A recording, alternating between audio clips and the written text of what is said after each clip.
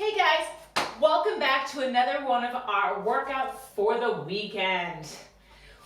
Today we are going to be doing 8 different movements, and throughout the workout I'm going to be showing some different variations and modifications so that no matter what your fitness level is, you'll be able to find what's right for you so that you can get your workout on over the weekend. Boom, boom, boom. Now, we are just starting out this process, so we are always looking for feedback to get better and grow. So feel free to let us know your thoughts. Good? Not bad. Good? And only. But let's get started with our first movement, which is going to be 10 jack clap jumps. It's going to be nice and simple.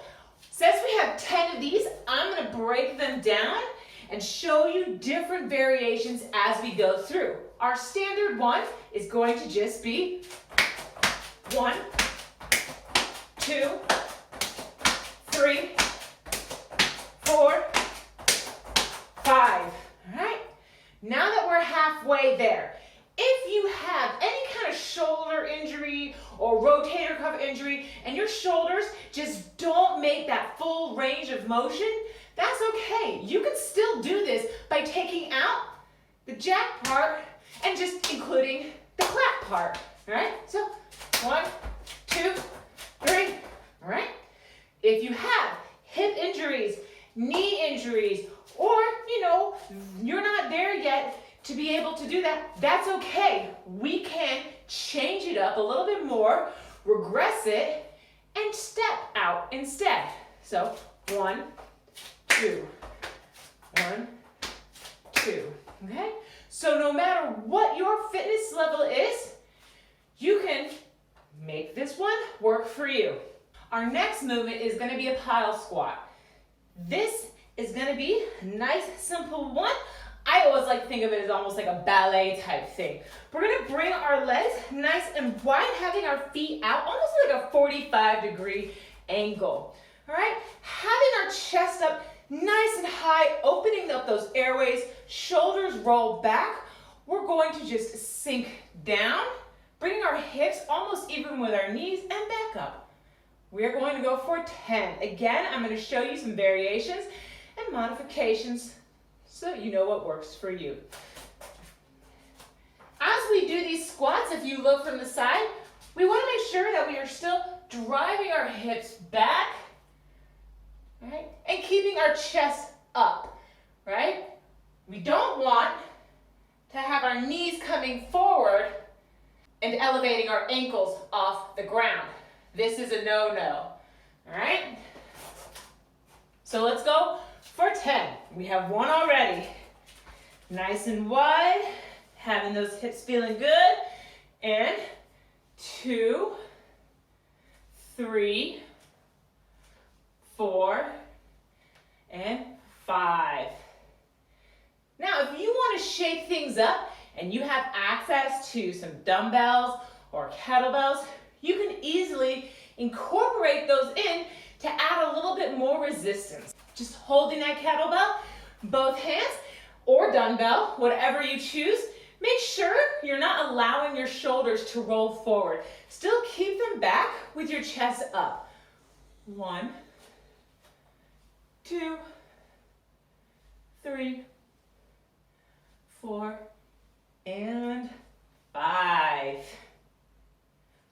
Perfect.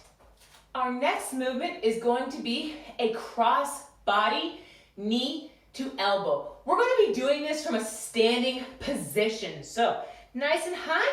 You want to make sure you have a good surface, not something that's too unstable.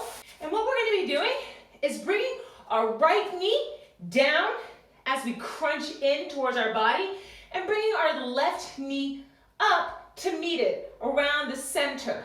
We have 20 of these, so that's going to be 10 on each side. All right?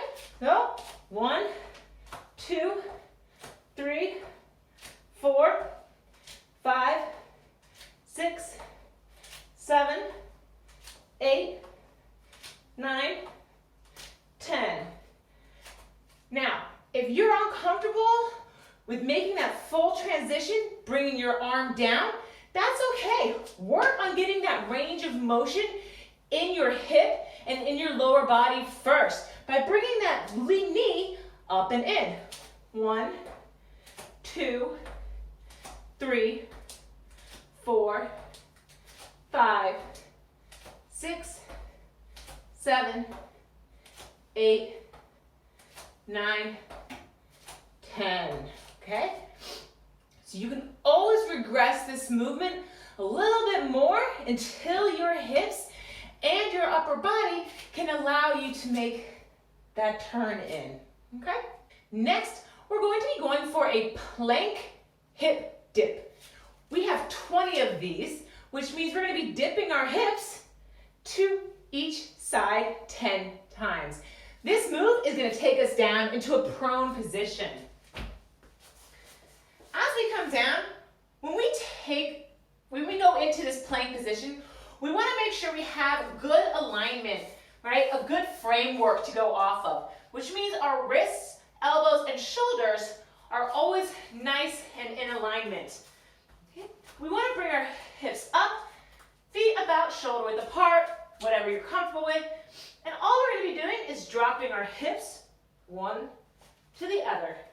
2, 3, 4, 5, 6, 7, 8, 9, 10.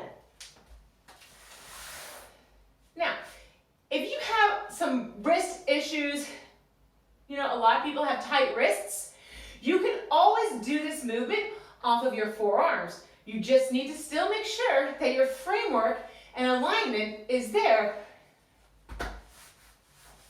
Again. 1, 2, 3, 4, 5, 6, 7, 8, 9, 10.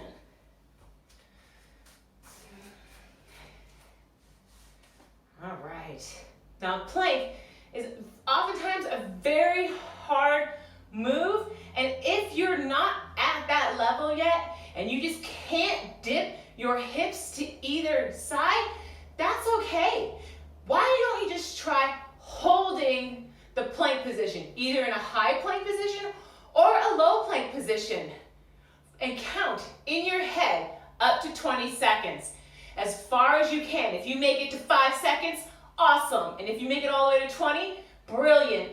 And you can make a goal to be able to progress, to be able to do a dip later down the road. Our next move is going to be overhead punches. Sounds super simple, and it is, right? All we're going to be doing is punching straight up over our head. We have 30 of these. That's going to be 15 on each arm. But I'm going to break them down as we do them to provide you with some different variations. So let's get started. Nice and simple. 1, 2, 3, 4, 5, 6, 7, 8, 9, 10, 11, 12, 13, 14, 15. Now, let's say you don't have access to any kind of weights, resistance bands, but you kind of still want to make this a little bit harder. Sink down, right? You can go into a full squat or quarter squat, completely up to you, and hold that position. Make sure your hips are back and your chest is up. Your knees remain behind your toes. Again, feet a little bit shoulder width apart or more, depending on what's comfortable for you. And punch overhead. 1, 2, 3, 4, 5, 6, 7, 8, 9, 10, 11, 12, 13, 14, 15. Now, if you do have access to weights or you have 2 cans of beans in the cupboard and you want to grab those, you can use those for some extra resistance. Have my fancy dancy little light weights here. Again, all you're going to do is punch it up. 1, 2, 3, 4, 5, 6, 7, 8, 9, 10, 11, 12, 13, 14, and 15. Booyah! Next move, we're going to go back onto the ground for some tricep push-ups or press-ups, depending on the terminology that you hear.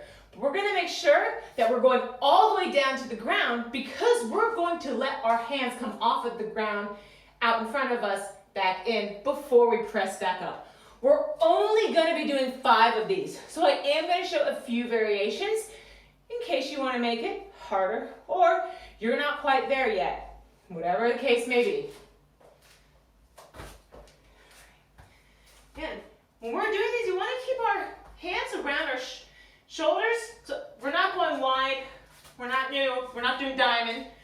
Not doing anything fancy. We're keeping it in. As we come down, our elbows are going to go towards the back of our body. Okay? We're going to come down. When we're at the bottom, we're going to lift our hands up, come up, out, back in, engaging everything, and pressing back up. All right, so again, down, arms out, back in, engaging, in, 2. Out, back in, engaging, and 3. Now, if you're looking at me and you're like, Chloe, hell's freaking no, that's not going to work for me. Whenever we do a push-up, we can always drop down to our knees to make it a little bit easier. So bringing our knees in, I like to cross my ankles, personally. We want to make sure that we're still bringing our hips forward, okay? We don't want to have this tabletop position like this. This is a no-no, okay? We want to drive our hips forward like a 45-degree angle so that we're still getting that same workout. All we're going to do with our knees on the ground, come down, arms come out, come back in, and press back up. All right? And if you're truly looking to challenge yourself and you want to take it up a notch, you can always elevate a leg to make it a 3 points instead of a 4. Again, you can come down, put your hands out, back in, engage, and press up. Okay? So there are a few ways to make it harder or easier depending on your personal fitness level. Staying on the ground, we're going to go for plank thigh taps. We're going to go for 20 of these, 10 on the right side, 10 on the left side. As I mentioned before, when we go into any kind of plank or push-up position, we want to make sure that our framework and form is there first, right? So we're going to come into a nice high plank. Feet we want to have shoulder width apart. We want to make sure we have that good alignment going up our arm. Right? Nice, good frame to hold us in place. Lifting up, all we're going to do is take your right hand, tap your right thigh, bring it back to place. Take your left hand, left thigh, and bring it back. 1, 1, 2, 2, 3, 3, 4, 4, 5, 5. Now if you want to make it a little bit easier, as I said before, you can always drop down and do it off of your knees. But again, we want to make sure that we're still driving our hips forward so that our body's in that 45-degree angle. 1, 2, 3, 4.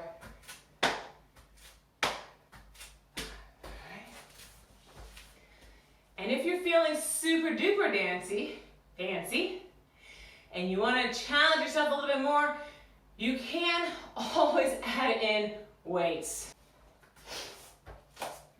Holding that plank position, 1, 2,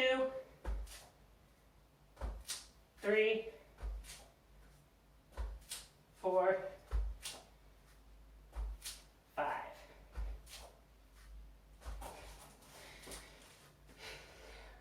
There you have it. All right, a few different ways of doing it. The last move we're going to be doing is a forearm hold scissor kick. So we're going to be holding our body, our upper body up off of the ground with our forearms while our legs are at a 45-degree angle, opening like a pair of scissors. All right, we have 10 of these, so I'm going to show you a few variations. First, nice and simple, Coming in off the ground, elevating your legs. 1, 2, 3, 4, and 5. Nice and easy. If holding your upper body off of the ground is a little too much, you can always lower yourself to the ground, having your hands either by your side or underneath your lower back for some extra support. 1, 2, 3. If you would like to make this a little bit more of a challenge, and you have access to those loop resistance bands, like these, you can incorporate them in. Bringing them up and around your calves to add a little extra resistance. Good. 1, 2.